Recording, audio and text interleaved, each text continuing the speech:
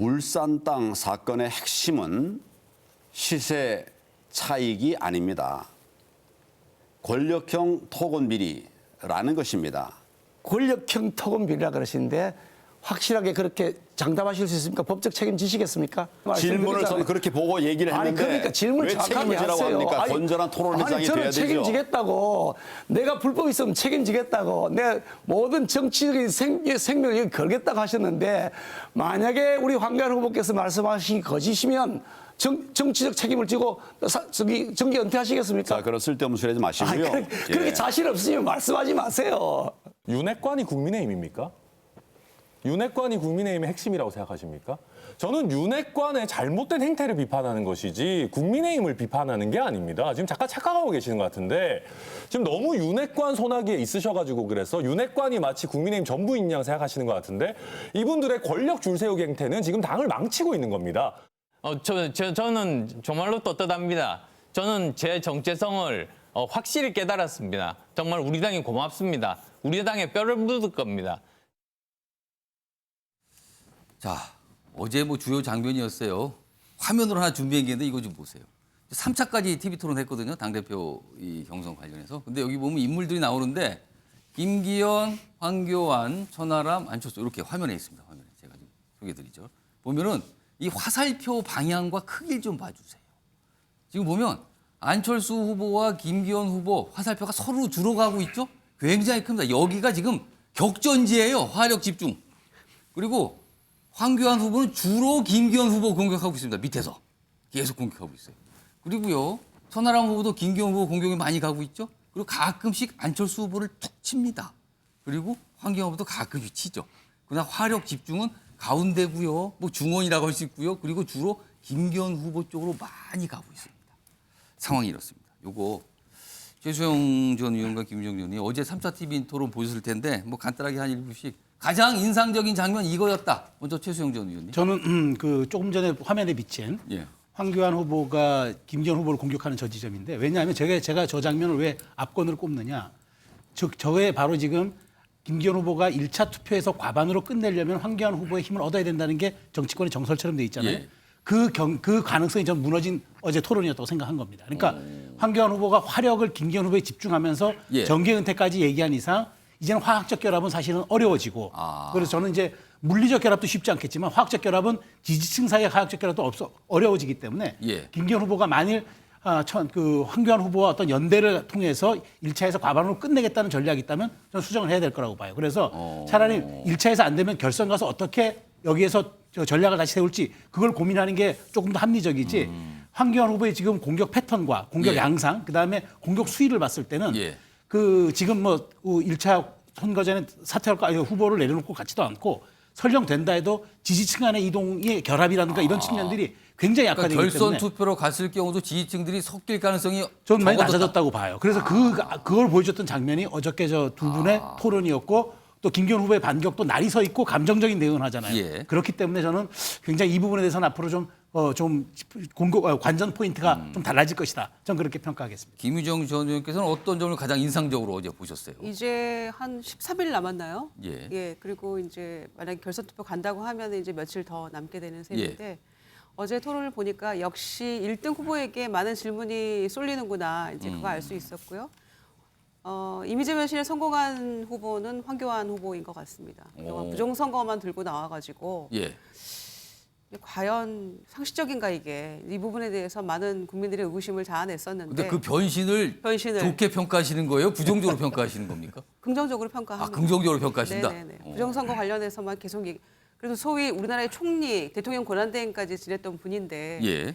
그 부정선거 얘기를 계속 들고 나와서 그렇게 한다는 것이 이게 과연 상식적인가에 대해서 굉장히 의문이 있었는데 이번에 조금 이미지 변신에 성공을 한 것 같다 이렇게 생각하고요. 예. 김기현 후보는 역시 현재까지 1위를 달리고 있기 때문에 모든 후보들의 질문이 집중됐고 안철수 후보는 타겟을 정확하게 정하지 못하고 있는 전대를 치르고 있지 않나 생각합니다. 그러니까 용산에서 뭔가 얘기를 아무 말도 하지 않으면 아무것도 일어나지 않는다라고 얘기했을 때 예. 그때 사실은 시쳇말로 들이받고 나갔어야지 저는 됐다고 생각하는데 그때도 어정쩡 조용히 하고 있다가 이제는 예. 화살을 민주당으로 돌립니다. 그러면서 뭐 친명계 의원들 몇 명은 자객 공천해야 된다 이렇게 얘기하고 있는데 예. 본인이 지금 어디에 서서 전대를 치르고 있는지를 잘 모르고 계시지 않나. 타겟층이 명확하지 않다. 이런 생각이 들어서 친윤과 반윤 그 중간쯤 어딘가에서 예. 본인이 그토록 얘기했던 극중주의를 달리고 있는 게 아닌가 그런 생각을 했고요.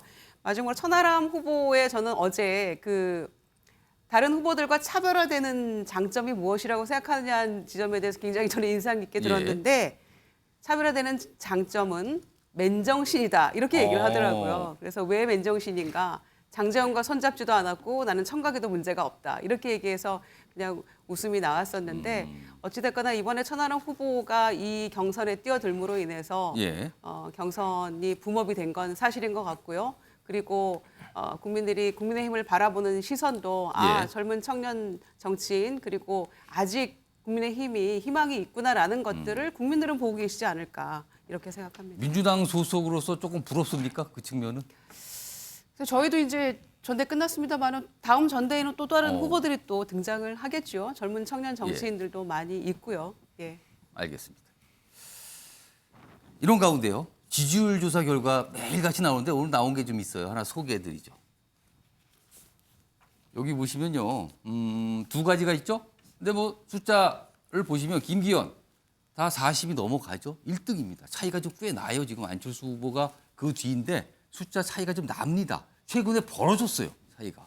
그 뒤에 다른 후보들 10%대로 이렇게 기록하는 모습들로 나타나고 있는 상황입니다. 일단 김기현 후보 뭐 어떻게 보면 굉장히 크게 지금 앞서고 있는 상황입니다. 이게 국민의힘 지지층 대상으로 한 조사인데요. 자, 이와 관련해서요. 지금 황교안 후보가 집중적으로 지금 울산 부동산 문제 제기하고 있거든요. 이에 대해서 어제 토론회도 그랬는데 오늘 김기현 후보가 회견을 통해서 해명에 나섰거든요.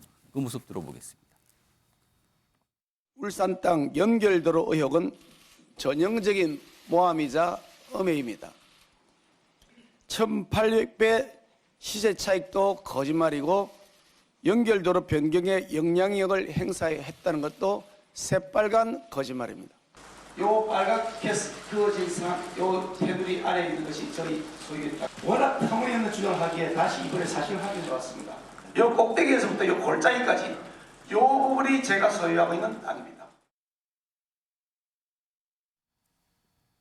무슨 지형도 설명하는 것도 오늘 사실은요. 무슨 이렇게 이른바 이제 프레젠테이션 자료 같은 걸 만들어 와서 뭐 지도도 보여주고 뭐 터널이 어디까지 지나고 뭐 이런 설명까지 다 했어요. 지금요. 상황이 이렇습니다. 자, 김용남 전 의원께요. 사실 투기 논란 정치권에서 터지면 굉장히 민감하거든요. 예. 근데 이거를 황교안 후보가 집중적으로 그리고 다른 후보도 조금씩 얘기했습니다. 황 후보 가장 집중적으로 했거든요. 그럼에도 불구하고 김기현 후보의 지지율 오히려 상승하는 모습이고 1등을 유지하고 있거든요. 이 부동산 의혹 제기 이게 국민의힘 지지층에게는 안 통하는 걸까요? 이거 어떻게 좀 해석해야 됩니까? 그렇지는 않죠. 이제 부동산 그것도 이제 투기성 그 부동산 취득과 관련해서는 국민의힘의 지지층 아니면 국민의힘의 당원들도 대단히 민감하게 받아들일 수밖에 없는 문제입니다. 다만 김기현 후보에 대해서는 왜 지지율이 꺾이질 않느냐. 예. 아직 사실 확인이 안 된 측면이 있고요.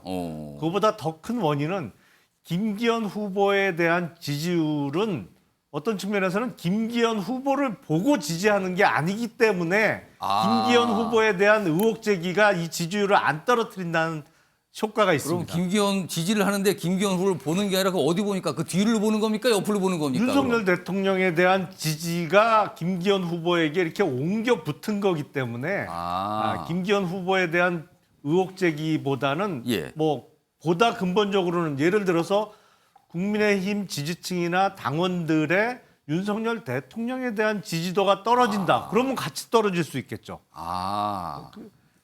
김기현 후보는 그 좀 뒤에는 지지층들이 대통령을 바라보면서 지지를 하고 있다. 이 뜻입니까, 그러면은? 그렇죠.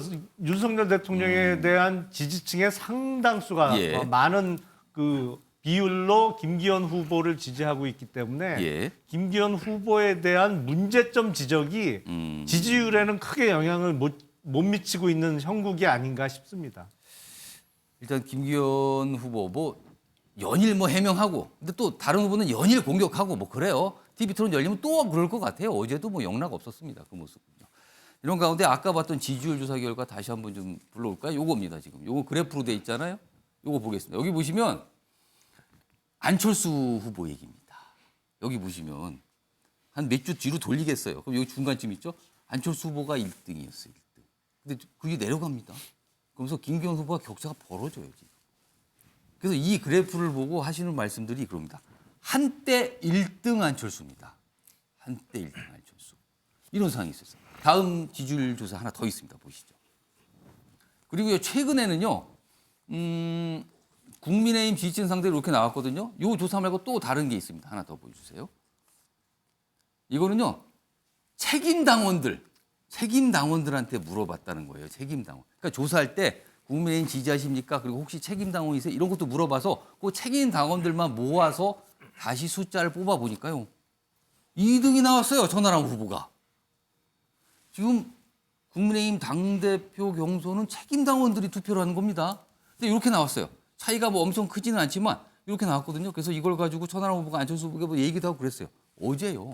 3차 TV 토론에서 이와 관련된 얘기를 서로 주고받았는데요. 들어보시죠. 안철수 후보님 약하지 않다라고 하셨으니까 이번에 혹여 뭐 일부 여론조사 아니면 여러 여론조사에서 저한테 조금 뒤져가지고 3위로 좀 내려앉는 결과가 나온다라고 하더라도 전당대회 레이스에서 도중에 철수하실 생각은 없으시죠? 아이고, ARS 그거 누가 믿습니까? 지금 여론조사를 부정하시는 겁니까? 저는 ARS보다는 오히려 면접원 여론조사를 믿습니다. 네, 일단 어찌됐든 뭐 3위로 밀려나시더라도 철수할 의사는 없다고 이해하면 되겠죠? 저는 면접이 됐든 ARS가 희망사항으로 됐든요. 받아들입니다. 천하람 후보께서 희망하시는 거죠. 네, 알겠습니다. 그럼 그런 일은 없다라고 제가 믿도록 하고요. 이게 보니까 안철수 후보가 약간 질문이 불편해 보일 수도 있어요. 저런 질문이 나오니까요. 자, 요거 김종욱 전 행정관께. 아까 제가 소개드렸죠. 지지 그래프를 보면서 한때 1위였다고. 근데 이게 아픈 말이잖아요. 당사자한테. 한때 계속 1위가 아니고 지금 내려가고 있어요. 그 격차 벌어지고 있고요. 안철수 후보의 어떻게 보면 지지율 위기입니다. 근데 왜 그럴까요? TV 토론만 하면 그런 걸까요? 왜 그런 걸까요? 어떻게 분석하십니까? 제가 볼 때는 맨 처음에 좀 답답했는데요. 예. 지금 애석해요. 하시는 걸 보면. 애석하다. 그러니까 저 대선 후보급으로서의 역량과 노련미를 보여줘야 되는 거잖아요. 본인이 예. 여기 왜 나오셨겠습니까? 당대표가 대구에서 나오신 건 아니잖아요. 예. 궁극적으로 국민의힘의 뿌리를 내리고 여기에 유력한 대선 후보가 되겠다, 대통령이 되겠다 이런 생각 가지신 거 아니겠어요? 근데 제가 볼 때는 축구 선수의 기본이 드리블이라고 얘기하면 TV 토론에서 저 정도를 하시는 건 기본기가 안 돼 있다라고 느낄 수밖에 없는 측면들이 분명히 있어요. 그럼 축구로 치면 지금 뭐 골은커녕 드리블도 지금 잘 안 되고 그렇죠. 이렇게 제가 볼 보시는 때는요. 거예요? 일단 말부터 더듬으시고 울렁거리시니까 왜 그러시는지 모르겠다는 거 하나 하고 예. 또 하나는 이분이 진짜 1위를 할 생각으로 나오신 건가? 그렇다면 정세 파악을 잘 못하신 것 같다. 예. 라는 느낌이 들어요. 왜냐하면 뭐 아무 말도 안 하면 아무 일도 없을 것이라고 하는 것이 대통령실 얘기니까. 예.